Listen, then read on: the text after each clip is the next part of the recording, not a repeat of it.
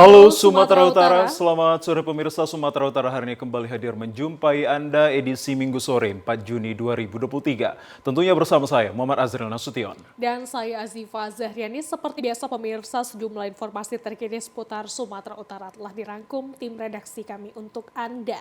Dan berikut kita awali informasi selengkapnya.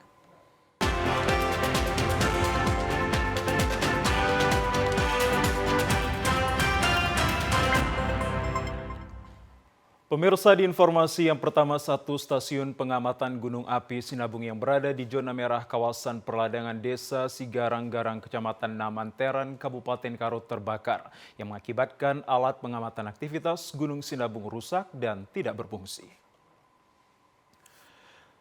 Terbakarnya stasiun pemantau Gunung Sinabung diduga akibat adanya pembakaran lahan di perladangan. Padahal lokasi berada di kawasan zona merah desa Sigarang-Garang, Kecamatan Namanteran, Kabupaten Karo, yang mengakibatkan alat pemantau gunung api Sinabung rusak karena hangus terbakar.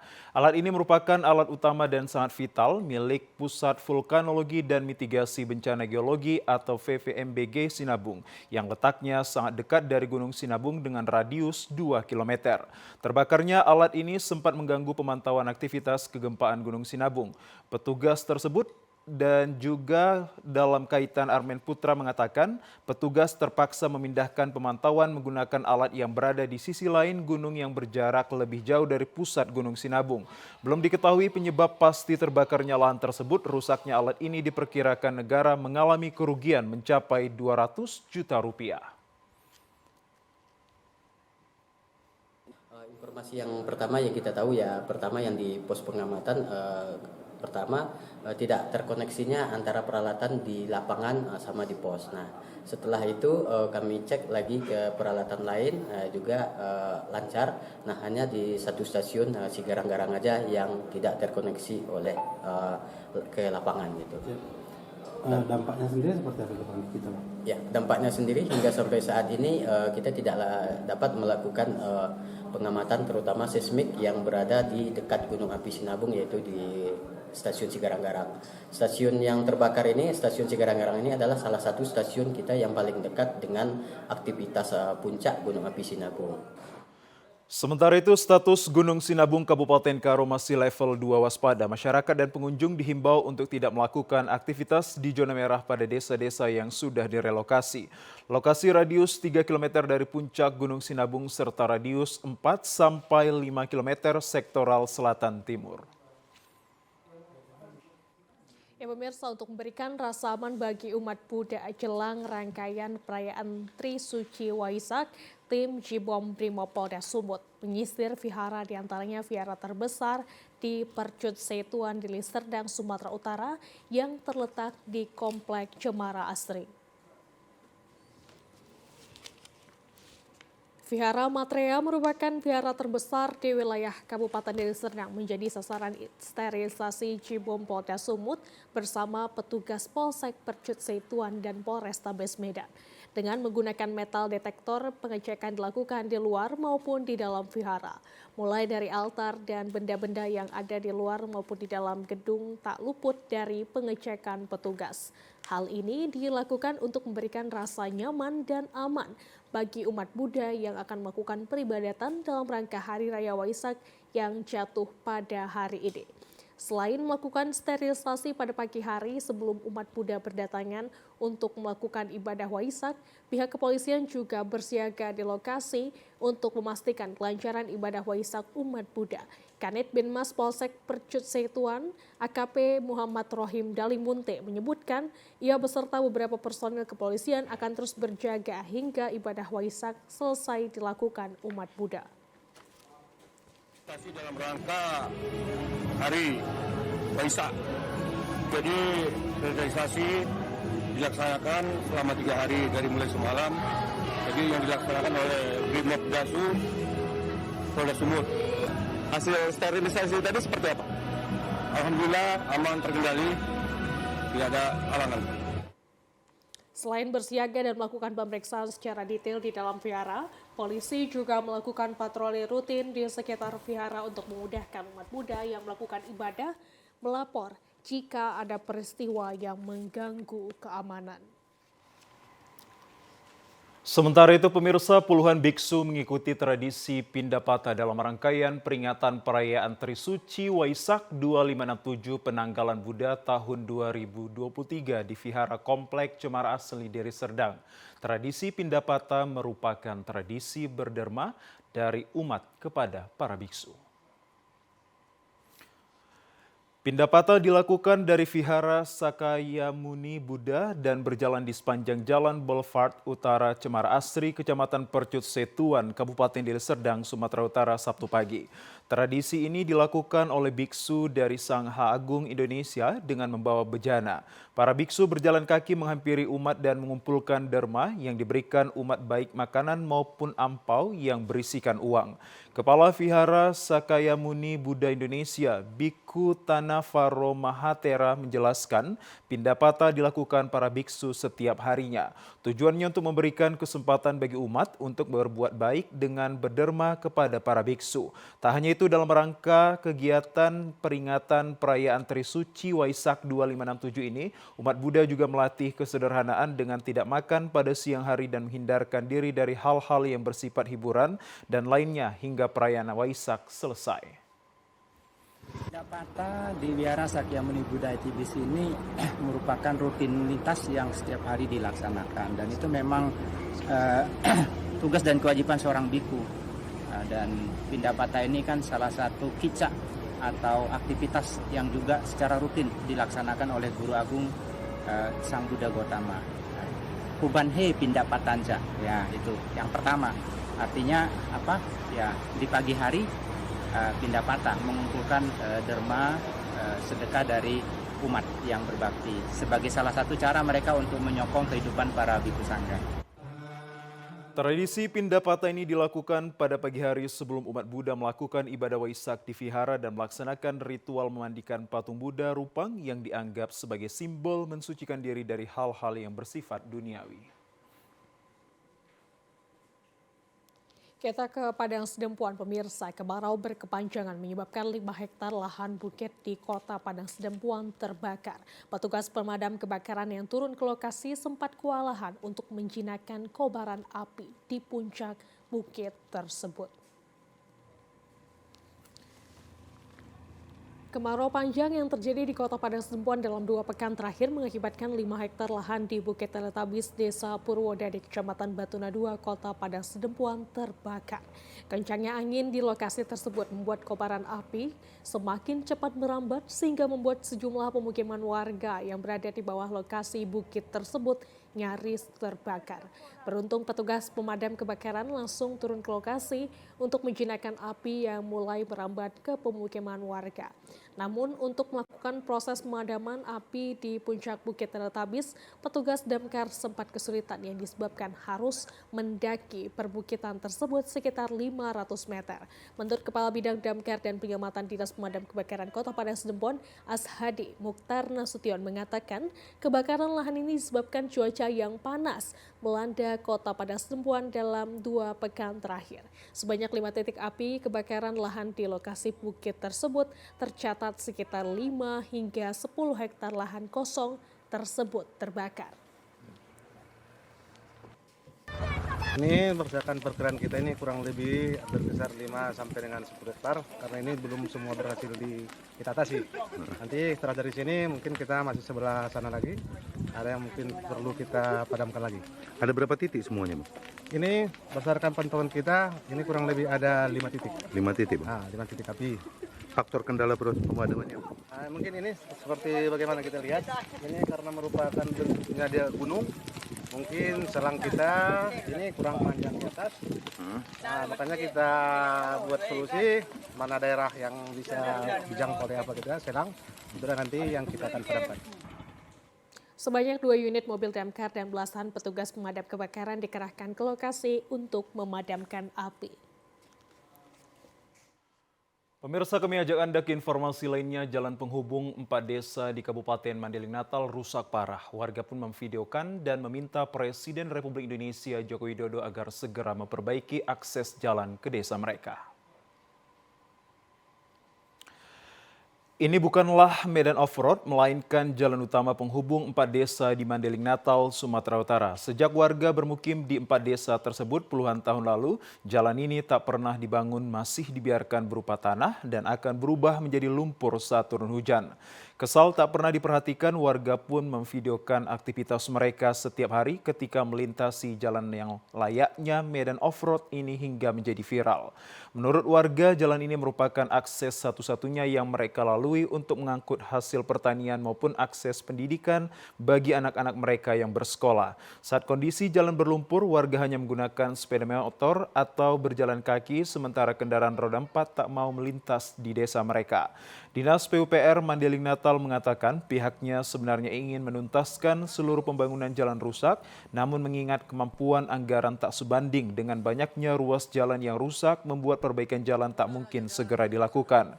Jalan penghubung 4 desa ini sudah diajukan ke pemerintah pusat melalui dana alokasi khusus tahun anggaran 2023, hanya saja hingga kini belum sepenuhnya dana tersebut dapat ditampung. Susah berat lah dibilang, ya.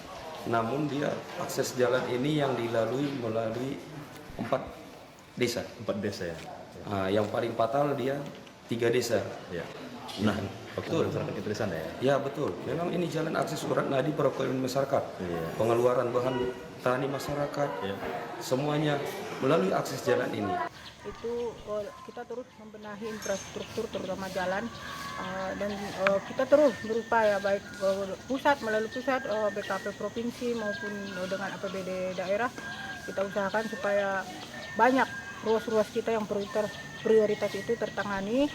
Tapi kan kita kan ada keterbatasan juga anggaran. Jadi karena ruas jalan kita kan termasuk panjang ya, Kabupaten Madinah itu kan termasuk besar. Jadi tapi akan kita terus continue berkelanjutan, itu akan kita terus bangun sampai ke pelosok-pelosok.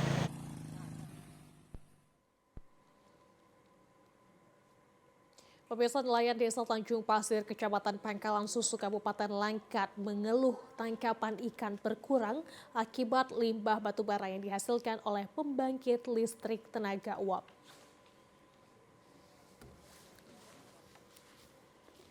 Keluhan para nelayan ini terbukti karena sejak PLTU membuang limbah batubara ke laut, penghasilan nelayan jauh berkurang.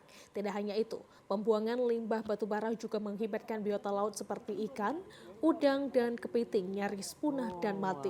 Keluhan ini sudah dirasakan masyarakat Desa Sesiur dan Desa Tanjung Pasir, Kecamatan Pangkalan Susu sejak PLTU menggunakan bahan bakar batubara untuk mengoperasikan mesin bertegangan tinggi yang ada di PLTU. Warga sangat resah karena pada umumnya mata pencarian masyarakat adalah sebagai nelayan pencari ikan di laut. Sebelumnya masyarakat telah menyampaikan ke pihak PLTU akibat pembuangan limbah batubara ini ke laut, namun hingga kini belum ada tindakan dari PLTU. Syukri, nelayan, mengatakan sejak ada dibuangnya limbah batubara ke laut, penghasil para nelayan nyaris tidak ada karena biota laut seperti ikan, udang, dan kepiting sudah tidak ada lagi.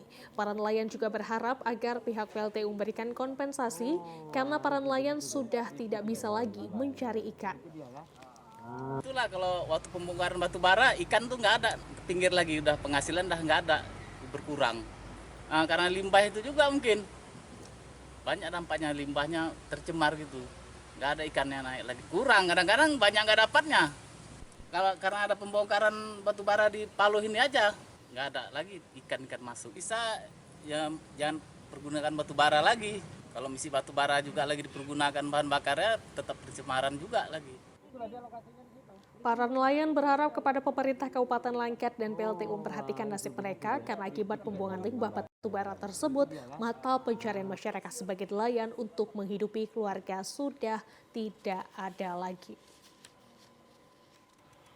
Pemirsa, kerusakan infrastruktur jalan cukup parah terjadi di kota Gunung Sitoli, Pulau Nias. Kondisi ini jika tidak segera diperbaiki akan menghambat aktivitas ekonomi warga dan mengganggu kelancaran lalu lintas.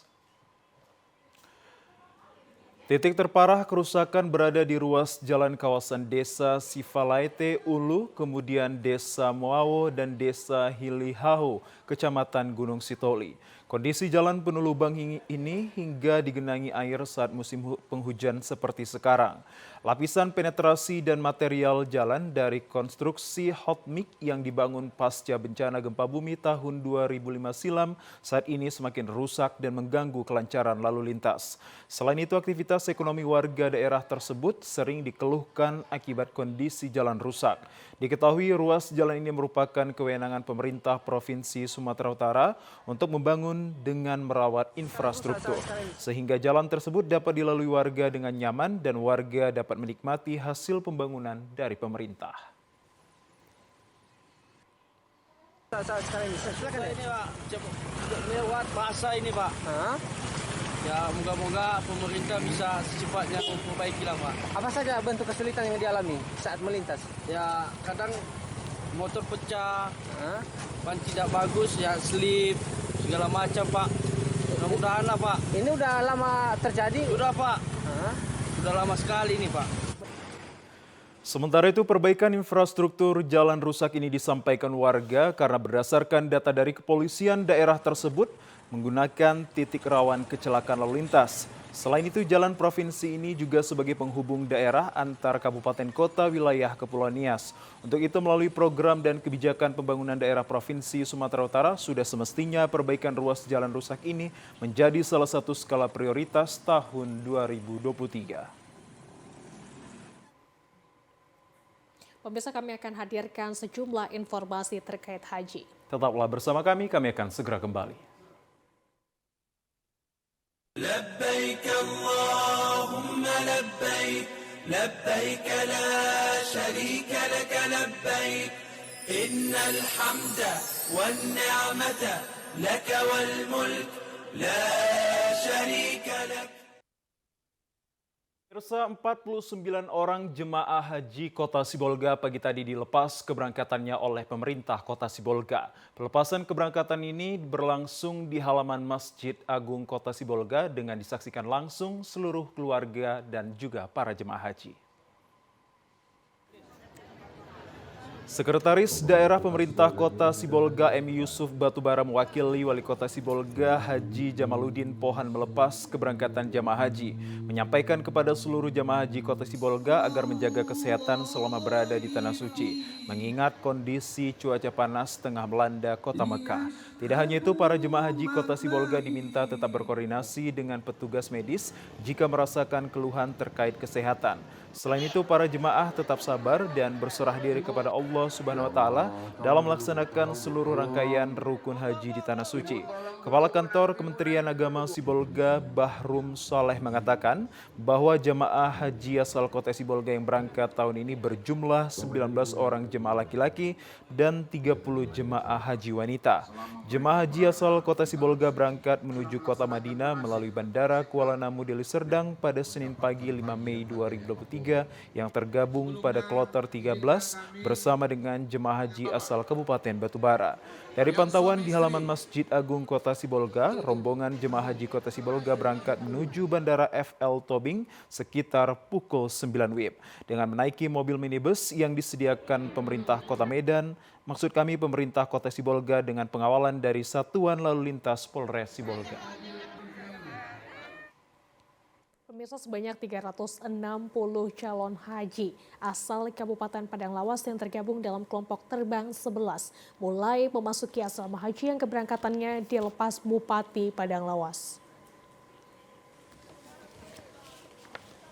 Satu persatu calon haji yang berasal dari Kabupaten Padang Lawas mulai memasuki komplek asrama haji Medan menggunakan bus pada Jumat sore. Ada 10 bus yang mengangkut para calon haji ini dan pada kelompok terbang 11 embarkasi Medan ini sebanyak 360 calon haji direncanakan akan diberangkatkan pada hari ini melalui Bandara Internasional Kuala Namu. Sebelum diberangkatkan menggunakan pesawat, para calon haji terlebih dahulu diberikan pembekalan oleh PPIH embarkasi Medan. Kemudian dilakukan pemeriksaan kesehatan, dokumen, gelang haji, serta pemberian paspor dan visa sebagai syarat terbang menuju Tanah Suci Mekah. Kepala Bidang Penerimaan dan Pemberangkatan Calon Haji ini, Torang Rambe, mengatakan tidak ada kendala dalam perjalanan para calon haji ini dari Kabupaten Padang Lawas menuju Kota Medan. Torang menyebutkan para calon jemaah haji ini nantinya akan menginap 1 malam di penginapan asrama haji dan besoknya akan diberangkatkan dari Bandara Kuala Namu. Kloter 11 murni full dari Padang Lawas, ya sebagaimana biasa ini berjumlah 360. Namun kita lihat dulu nanti pada saat sudah selesai proses berapa yang berangkat dan berapa yang tidak berangkat. Karena ini masih proses awal penerimaan di Aula Jabal Nur yang kita sebut dengan one stop service, yakni pelayanan satu atap, di mana semua yang diperlukan jamaah sudah ada di sini. Insya Allah mereka ini akan kita berangkatkan besok itu tepat dalam jam berapa? Jam 10 kita sudah masuk aula, kita proses sekitar 3 jam. Kita proses sekitar 3 jam setengah, lalu kemudian besok jam 15 mereka sudah take off ke Madinah. Pemirsa, keberangkatan kloter 11 jemaah calon haji asal Sumatera Utara mengalami perubahan jadwal terbang. Waktu terbang ini sudah diinformasikan pihak Garuda kepada pihak BPIH Embarkasi Medan. Sebanyak 355 jemaah calon haji asal Kabupaten Padang Lawas yang tergabung dalam kloter 11 mengalami penundaan waktu terbang selama kurang lebih 3 jam. Menurut Kepala Bidang Penerimaan dan Pemberangkatan Ibadah Haji atau PPIH Embarkasi Medan, Torang Rambe mengatakan bahwa perubahan waktu terbang ini sudah disampaikan pihak maskapai kepada para jamaah dan juga PPIH Medan. Dengan perubahan waktu terbang ini tidak berpengaruh pada jadwal terbang kloter 12, hanya sedikit waktu 2,5 jam menunggu karena petugas PPIH membutuhkan waktu untuk membersihkan kamar jemaah kloter 11 yang baru berangkat. Sesuai dengan surat yang kita terima dari kawan-kawan kita dari Garuda, memang ada keterlambatan untuk kloter ini kurang lebih 3 jam, sehingga kita tentu dari PPIH Embarkasi Medan menyesuaikan dengan keadaan yang ada. Sehingga memang maka pada saat ini untuk kloter 11 kita berangkatkan 19.45. Sementara itu, General Manager Garuda Perwakilan Medan Meise Paulina Tambunan mengatakan memang ada perubahan waktu terbang pada kloter 11 disebabkan padatnya pesawat yang akan masuk dan keluar di Bandara Madinah. Jadi pihak maskapai Garuda harus menyesuaikan hal tersebut. Karena memang ada keterlambatan pesawat dari Madinah.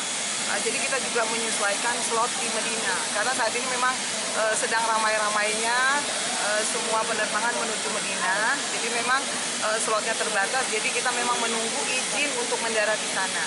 Nah, jadi itu yang kita prepare. Jadi memang kita ada keterlambatan.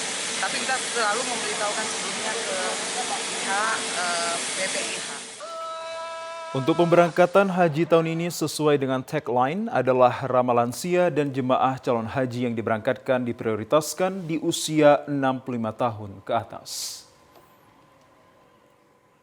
Pemirsa, dalam upaya meningkatkan silaturahmi, Persatuan Wartawan Indonesia Sumatera Utara kemarin melaksanakan family gathering di Singapore Land Water Park, Kabupaten Batubara yang berlangsung meriah, penuh kekeluargaan dengan hadiah utama sepeda motor. Ratusan wartawan bersama keluarga se-Sumatera Utara tergabung dalam organisasi PWI mengikuti acara Family Gathering dihadiri Ketua Umum PWI Pusat Atal SD Pari, Bupati Batubara Zahir, Forkopimda Sumut, dan tokoh masyarakat Sumatera Utara. Ketua Panitia Rifki Warisan mengatakan kegiatan Family Gathering yang rutin dilaksanakan PWI Sumut setiap tahun dalam upaya meningkatkan silaturahmi sekaligus memberi pemahaman netralitas wartawan dalam mensukseskan pemilu 2024. Ketua PWI Sumatera Utara Varianda Putra Sinik mengatakan menjadi program tahunan kegiatan Family Gathering guna menguatkan hubungan silaturahmi profesi wartawan di Sumatera Utara. Menghadapi pemilu 2024, pengurus PWI bersikap netral dan independen, tidak terlibat partai politik ataupun tim sukses pemenangan salah satu kontestan pemilu 2024. bagaimana membangun PWI Sumatera Utara lebih baik ke depan. Hari ini sudah kita buktikan sama-sama sama kawan-kawan, anggota PWI, pengurus panitia membuat acara family gathering dan sosialisasi tentang peraturan tidak bolehnya anggota PWI atau pengurus PWI menjadi caleg yang langsung umum PWI pusat. Sementara itu, Bupati Batubara Zahir mengapresiasi kegiatan PWI Sumut dilaksanakan di Batubara yang diharapkan terwujudnya sinergitas dalam mendukung program pemerintah. Wartawan adalah merupakan mitra strategis dalam mendukung percepatan pembangunan terwujudnya masyarakat sejahtera.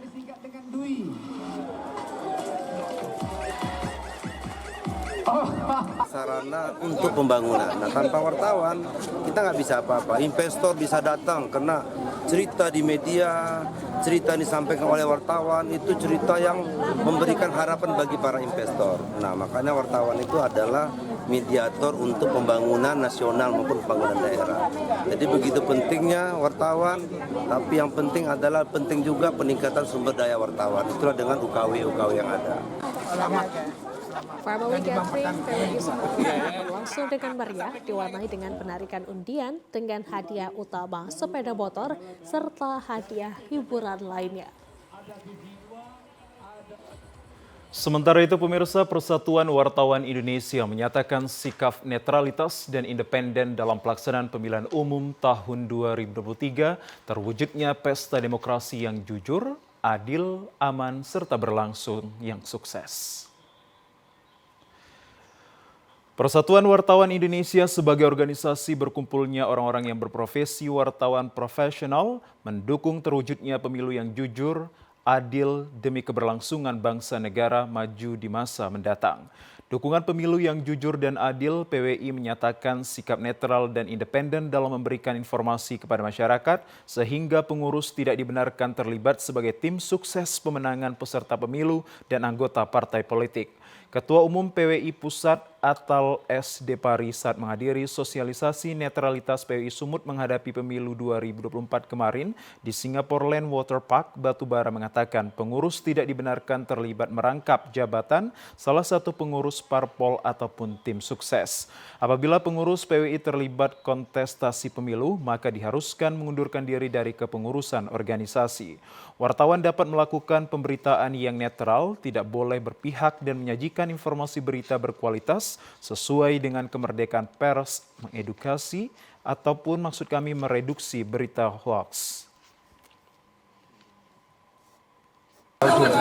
Karena itu PWI Pusat tidak akan juga menjagokan siapa. Karena kita kan konsepnya memberitakan. Ya, kalau soal hati nurani itu udah individu, biarkanlah itu pemilu kada. Tapi secara organisasi kita juga bersikap netral. Sementara itu, Ketua PWI Sumatera Utara Varianda Putra Sinik mengatakan profesi wartawan dalam menjalankan tugas bersikap adil, independen, netral, tidak terlibat salah satu kontestan pemilu. Menjadi wasit yang adil, yang independen, tidak berpihak. Jadi makanya PWI Pusat dan Dewan Pers membuat peraturan yang lebih ketat lagi. Yang mudah-mudahan ini dipatuhi oleh seluruh anggota PWI yang ada di Sumatera dan macam-macam. Sosialisasi netralitas PWI Sumut menghadapi pemilu 2024 dilaksanakan sebagai upaya memberikan paham tugas fungsi wartawan sekaligus meningkatkan silaturahmi. Informasi lainnya akan kami hadirkan usai jeda pariwara berikut ini. Tetaplah bersama kami akan segera kembali.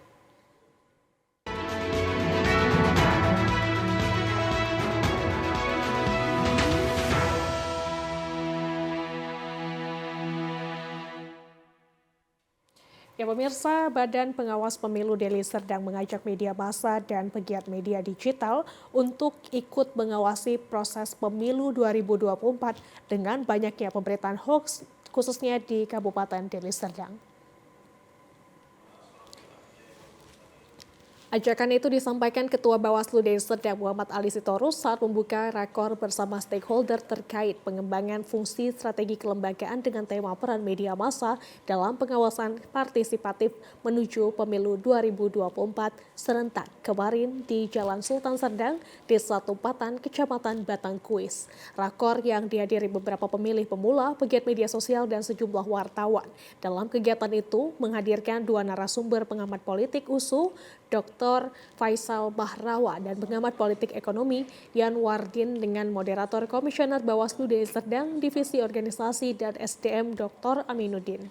Kedua narasumber menyimpulkan pengawasan dan hubungan antar lembaga dalam pengawasan proses penyelenggaraan pemilu tidak terlepas dari peran media massa untuk berpartisipatif membangun kesadaran politik masyarakat. Selain itu, dibutuhkan pengetahuan pendidikan politik untuk membangun kesadaran politik untuk meningkatkan partisipatif politik pada pemilu 2024, khususnya di Kabupaten Deli Serdang. Faisal Mahrawa menyebutkan peran media massa pada momen pemilu itu sangat dibutuhkan. Bawaslu Deli Serdang terus membuka koordinasi dengan media massa untuk menciptakan informasi yang baik bagi masyarakat. Perwakilan dari media tadi untuk pengawasan partisipatif pemilih pemula. Artinya banyak berita-berita yang beredar di masyarakat ya, berita hoax. Artinya bisa mengcounter berita-berita hoax itu melalui media massa ini. Kita mengajak media menjadi rekan Bawaslu untuk pengawasan partisipatif. Kepada masyarakat dihimbau agar tidak cepat gampang percaya dengan informasi yang tidak kredibel atau diduga berasal dari sumber informasi yang tidak jelas dan tidak dapat dipertanggungjawabkan. Pemirsa, berikut informasi perakiraan cuaca di sejumlah daerah di Sumatera Utara dari BMKG Wilayah 1 Medan untuk hari Senin 5 Juni 2023. Halo Sobat BMKG, bertemu kembali bersama saya Ena Paramita, Prakirawan BMKG Wilayah 1 yang akan menyampaikan info perakiraan cuaca dan hotspot Sumatera Utara untuk Senin 5 Juni 2023. Pada pagi hari diperkirakan cerah berawan di wilayah Sumatera Utara. Untuk siang dan sore hari diperkirakan berawan dan berpotensi hujan ringan hingga sedang di sebagian wilayah Sumatera Utara, di mana hujan sedang berpotensi terjadi di wilayah Kepulauan Nias, Padang Sidempuan, Padang Lawas, Tapanuli Selatan, dan sekitarnya. Untuk malam hari diperkirakan berawan dan berpotensi hujan ringan hingga sedang di sebagian wilayah Sumatera Utara, di mana hujan sedang berpotensi terjadi di wilayah Langkat, Medan, Binjai, Asahan, Labuhan Batu Utara, Labuhan Batu Selatan, Karo, Dairi, Pakpak Barat, Tapanuli Selatan, Tapanuli Utara, Tapanuli Tengah, Sibolga, Humbahas, dan Kepulauan Nias. Untuk dini hari diperkirakan berawan dan berpotensi hujan ringan di wilayah Batubara, Tanjung Balai, Asahan, dan Labuhan Batu Utara.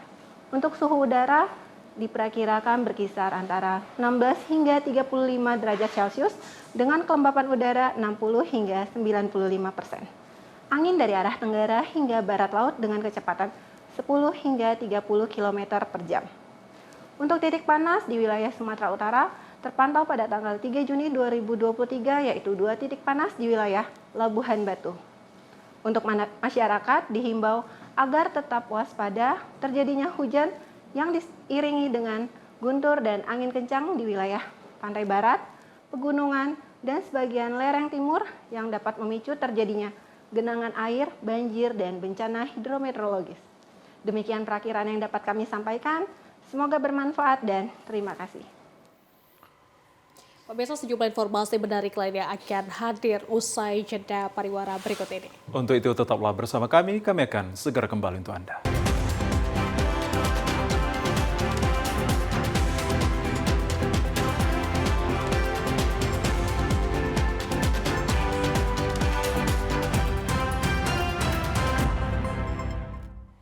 Terima kasih pemirsa, Anda kembali bersama kami dalam program Sumatera Utara hari ini. Pemerintah Desa Barusjahe, Kecamatan Barusjahe, Kabupaten Karo menyelenggarakan les gratis untuk anak-anak desa yang masih duduk di bangku SD dan SMP dengan membuka rumah belajar guna melahirkan generasi unggul Barusjahe Simales.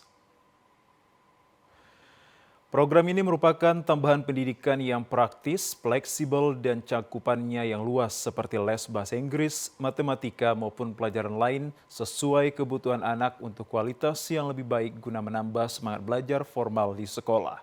Selain itu, pembelajaran juga cukup menyenangkan dengan pengajar yang berpengalaman, alumni universitas dari dalam dan juga luar negeri. Metode belajar yang menyenangkan agar anak-anak tidak bosan, sehingga les dibuka setiap hari mulai pukul 3 sore sampai pukul 5 sore.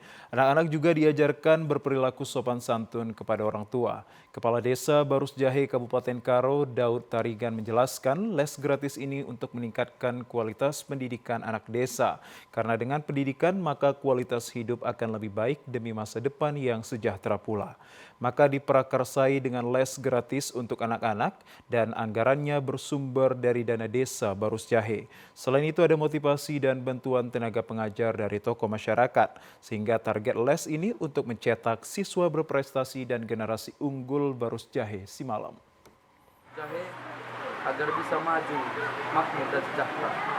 Bagaimana generasi Barus Jahe ini bisa masuk akademi kepolisian, akademi militer, menjadi dokter, menjadi orang-orang pilihan di sekolah-sekolah kedinasan, dan pastinya menjadi pengusaha yang terkenal di Indonesia ini. Memang target kita datang di sini supaya yang pertama dia menjadi juara di kelas masing-masing. Dilihat dari peningkatan nilai di kurikulum sekolah. Itu target kita pemerintahan.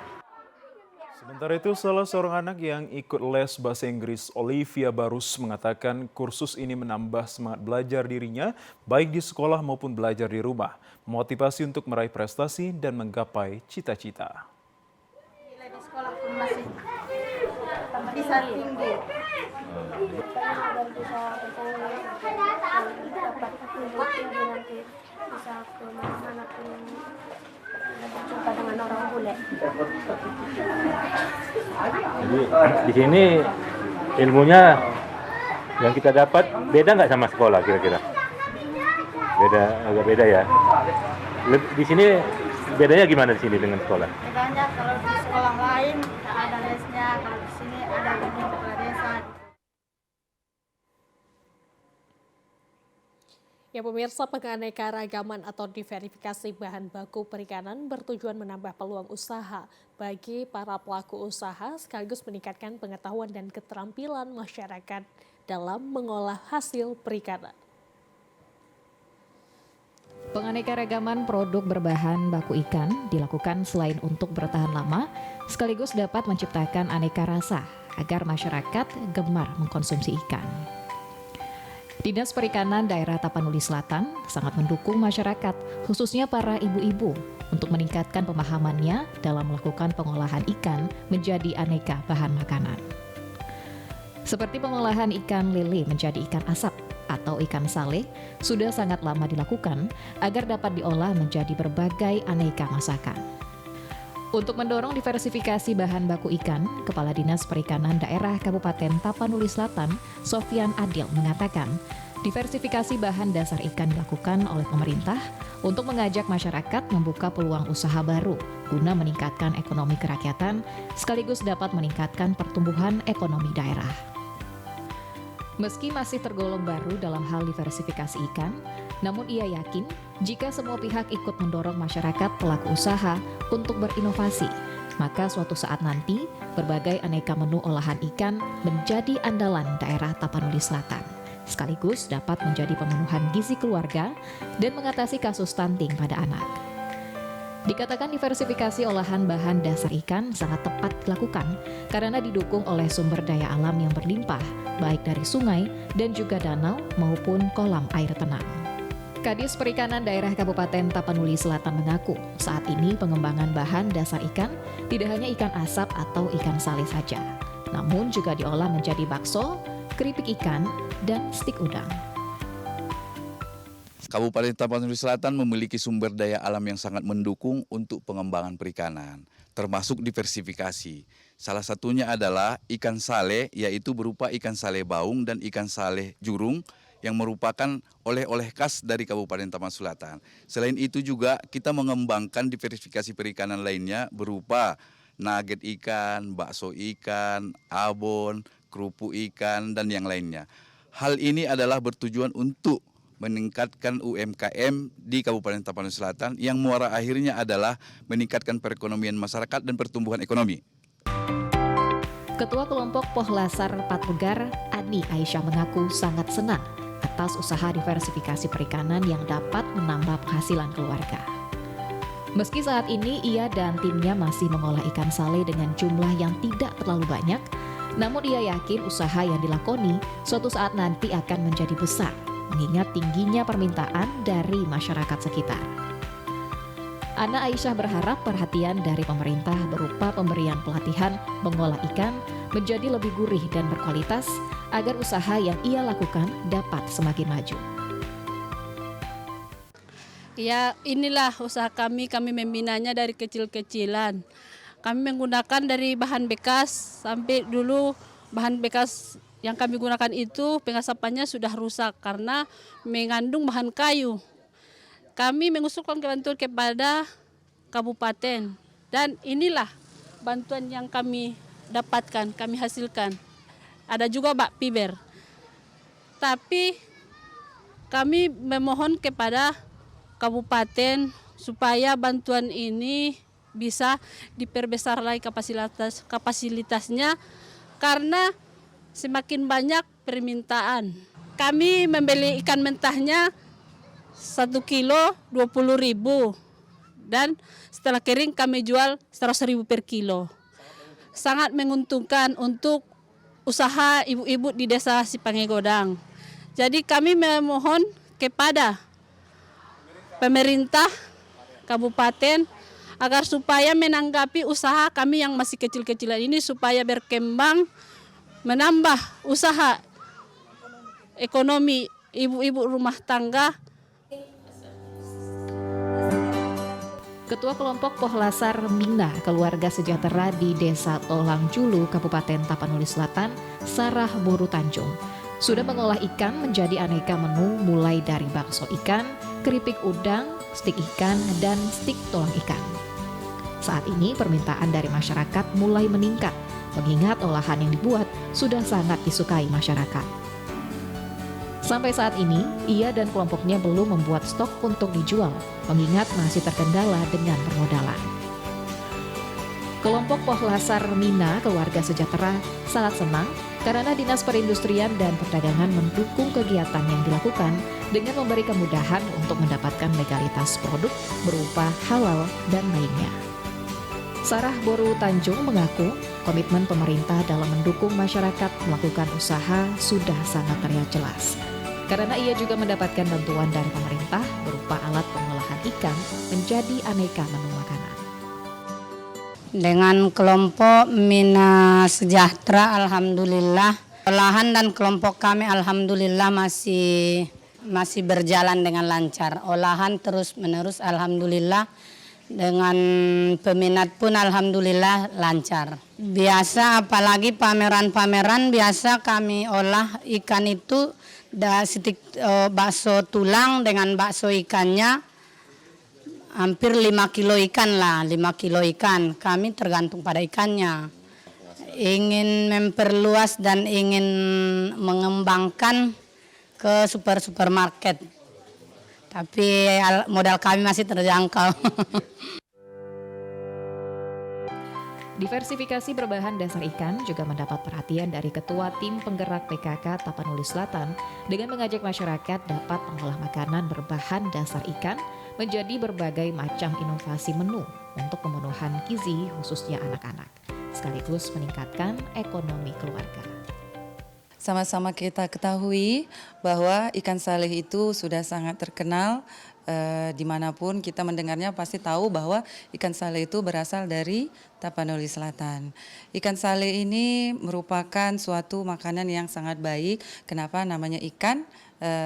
Proteinnya sangat tinggi, sehingga kita sangat mengajak dan juga mengedukasi masyarakat untuk mau memakan ikan ataupun mengkonsumsi ikan. Tujuannya adalah saling memberikan keuntungan satu sama lain. Masyarakat sendiri memiliki kearifan lokal, khususnya di Tapanuli Selatan juga berternak lele, kemudian kita juga ada ikan jurung, dan hal-hal tersebut bisa kita modifikasi, tidak hanya untuk langsung dimasak, digulai, dan lain-lain sebagainya. Jadi dengan harapan seperti itu, ibu-ibu mungkin yang memelihara ikan di rumah, kemudian bisa diolah makanannya, kemudian dijual, dan kita harapkan itu bisa menjadi penambah sumber ekonomi bagi keluarga, di samping juga akan memenuhi kebutuhan anak-anak yang ada di Kabupaten Tapanuli Selatan khususnya. Sejalan dengan misi pemerintah Kabupaten Tapanuli Selatan, maka memberdayakan masyarakat untuk mengolah sumber daya alam saat ini sudah mulai dilakukan, dan hal ini akan menjadi besar, mengingat keseriusan para ibu-ibu yang tergabung di dalamnya tidak memiliki keraguan untuk mengembangkannya.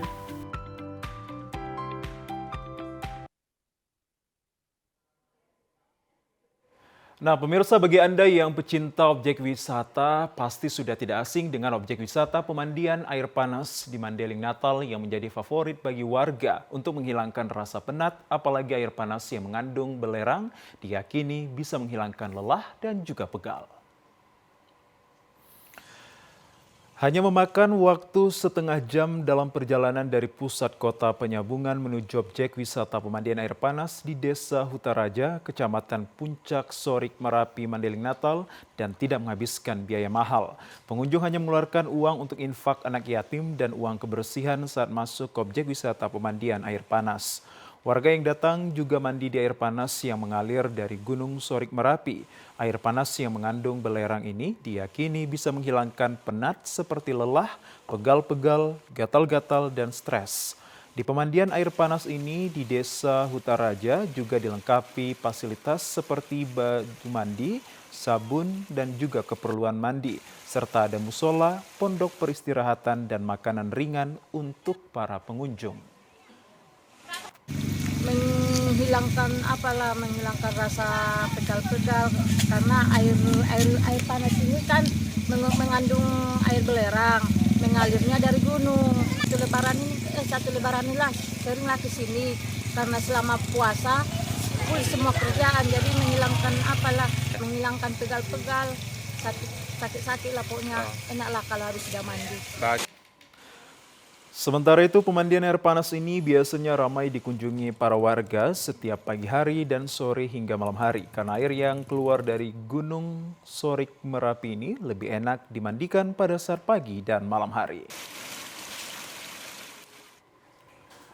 Ya, pemirsa, informasi yang baru Anda saksikan tadi sekaligus menutup perjumpaan kita dalam program Sumatera Utara hari ini. Kami ucapkan terima kasih atas perhatian dan juga kebersamaan Anda. Saya Muhammad Azhar Nasution. Dan saya Ziva Zahrianis. Terima kasih dan sampai jumpa. Sampai jumpa.